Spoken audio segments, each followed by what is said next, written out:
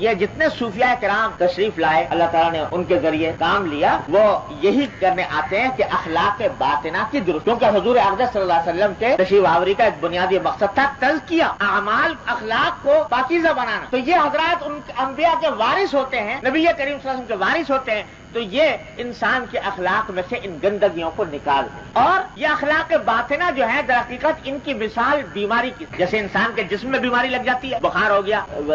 کسی شخص کو کھانسی ہو گئی، نزلہ ہو گیا، بخار ہو گیا، دمے کی تکلیف ہے،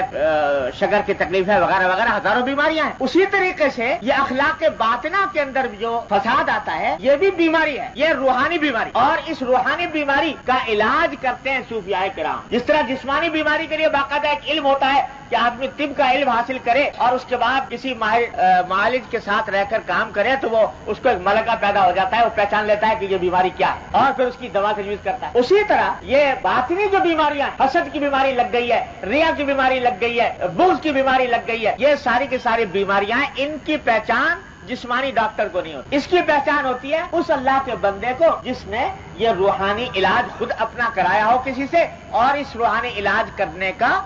فن اور علم حاصل کیا ہو کسی، تو اس کو پتا لگتا ہے کہ اس شخص کے اندر تکبر کی بیماری ہے، اس میں نہیں، وہ پھر اس کا علاج بتاتا ہے کہ اس بیماری کا کیا علاج، یہ ہے بتانے والا۔ تو یہ جس کو کہتے ہیں عرف عام میں لوگ اس کو پیر کہہ لو، شیخ کہہ لو، جو چاہو کہہ لو، مرشد کہہ لو، یہ مختلف قسم کے نام ہیں، لیکن حقیقت اس کی یہ ہے کہ وہ روحانی علاج کرنے والا ہے۔ یہ روح کو لگی ہوئی بیماریاں جو ہیں ان کو دور کرتا ہے اور ان کا علاج تجویز کرتا ہے کہ یہ دوا استعمال کرو، یہ علاج کرو، اس سے یہ فائدہ ہو۔ یہ ہے اصل حقیقت پیری مریدی، اور روحانی علاج اصل میں یہ ہے۔ آج کل پتہ نہیں لوگوں نے روحانی علاج نام رکھ لیا یہ عملیات کا اور تعویذ گنڈوں کا، کہ بہت بورڈ لگے رہتے ہیں جگہ جگہ روحانی علاج کرنے والے، تو وہ روحانی علاج پتہ نہیں کس لیے نام رکھ لیا اس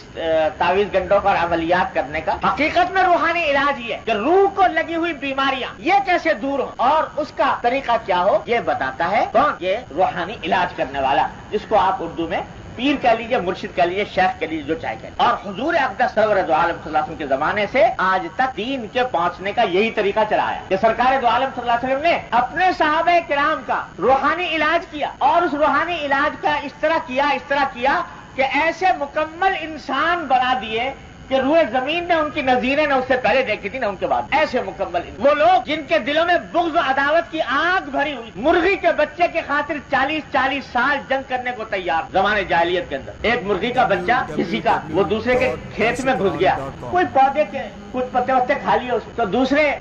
برابر کا جو آدمی تھا جس کے پتے کھائے تھے وہ غصے میں آ کے لپک پڑا مالک کے اوپر، کہ تمہاری مرغی نے میرے پتے کھا لیے۔ آپس میں تکرار ہوئی، تکرار کے اندر ہاتھا پائی تک دعوت آ گئی، ہاتھا پائی کے بعد ڈنڈے اور لاٹیاں نکل آئی، گھر والے نکل آئے، اس نے اپنے قبیلے والوں کو پکار لیا، اس نے اپنے قبیلے والوں کو پکار لیا، لڑائی شروع ہو گئی۔ 40 سال مسلسل جنگ جاری، جس کو حرب بسوس کہتے ہیں، بسوس کی جنگ۔ مرغی کے بچے کی خاطر یہ عداوتیں لے کر 40 سال بسر کی جا رہے ہیں کہ باپ مرتا تھا تو بیٹے کو یہ وصیت کر کے جایا کرتا تھا کہ بیٹا اور ہر کام کر لینا لیکن میرے دشمنوں کو مت بخش اور یہ جنگ مت بند کرنا، جنگ جاری رکھ۔ تو جن کے دلوں میں بغض و عداوت کی یہ آگ سلگ رہی تھی ان کا تزکیہ فرمایا نبی کریم سرور دو عالم صلی اللہ علیہ وسلم نے اس طرح کہ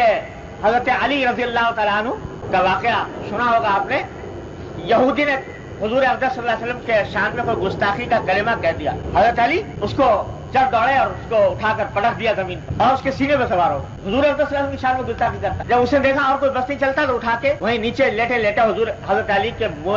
مبارک پر تھوک دیا۔ تو لوگوں نے دیکھا کہ جب اس نے حضرت علی کے منہ پر تھوکا اسی کو چھوڑ کے الگ کھڑے ہو۔ لوگوں نے کہا کہ یہ کیا، اب تو اس کو اور سزا دینی چاہیے تھی اور مارنا چاہیے تھا، اس نے یہ گستاخانہ حرکت کی کہ آپ کے چہرے مبارک پر تھوک دیا۔ تو علی نے فرمایا کہ بھائی بات یہ ہے کہ اصل میں جو اس کے ساتھ اس کو مار رہا تھا، اس کو گرایا تھا، یہ میں نے اس لیے گرایا تھا کہ میرے سرکار نبی کریم صلی اللہ علیہ وسلم کی شان میں گستاخی اس لیے سزا دے رہا تھا۔ اب جب اس نے میرے منہ پہ تھوک دیا، اب اگر میں اس کو مارتا تو اپنی ذات کے لیے مارتا اور اپنی اس توہین کا بدلہ لینے کے لیے مارتا، اپنی ذات کے لیے میں کسی سے بدلہ لینا نہیں چاہتا، اس بات کو چھوڑ کر۔ یہ اسی قوم کے فرد ہے جو 40 سال تک بغض و عداوت کی بھٹی میں سلگ رہی تھی اور جس کے 40 سال تک بغض و عداوت کی آگ میں رہ کر ایک دوسرے کے خون کے پیاسے بنے ہوئے تھے، اسی قوم کے فرد تھے علی بن ابی طالب رضی اللہ عنہ۔ ان کا ایسا تزکیہ فرمایا کہ دل میں ایک ترازو لگا دی کہ کس جگہ ماروں کس جگہ نہ ماروں، کہاں ہاتھ اٹھاؤں کہاں نہ اٹھاؤں، اپنا معاملہ آ جائے تو چھوڑ کر الگ ہو۔ یہ ہے تزکیہ، یہ ہے اخلاق، جو درست فرمائے نبی کریم صلی اللہ علیہ وسلم. ایک ایک صحابی اس کا پیکر, ایک ایک صحابی اس کا نمونہ. تو یہ اخلاق کی تربیت آپ نے صحابہ کرام کی فرمائی, صحابہ کرام نے تابعین کی, تابعین نے تبع تابعین, اور تبع تابعین نے سے لے کر آج تک یہ سلسلہ اسی طرح چلا آتا ہے حضور اقدس صلی اللہ علیہ وسلم کے زمانے. اس کا راستہ یہ ہے کہ آدمی کسی معالج سے رجوع, لیکن پہلے اس کو دل میں اہمیت تو پیدا ہو کہ بھائی میرے اخلاق کی درستی بھی میرا کوئی کام ہے, یہ بیماری جو مجھے گھن کی طرح کھا رہی ہے یہ کہیں مجھے تباہ اور برباد نہ کر دے. جب یہ دل میں احساس اہمیت کا پیدا ہوتا ہے تو پھر کسی اللہ والے سے انسان رجوع کرتا ہے اور پھر اپنی اس کی اصلاح کرا, تو اس کے نتیجے میں یہ اخلاق درست ہو جائے. تو امید ہے کہ اس بات کچھ اس درجے میں واضح ہوئی ہوگی کہ یہ ہے تصوف. اسی کا نام تصوف کہہ لو, اس کو اخلاق کہہ لو, اس کو احسان کہہ لو, اس کو طریقت کہہ لو, جو چاہو کہہ لو, لیکن یہ دین کا ایک اہم ترین حصہ ہے, ایک اہم ترین لازمہ ہے جس کے بغیر حقیقت میں دین مکمل ہو نہیں سکتا.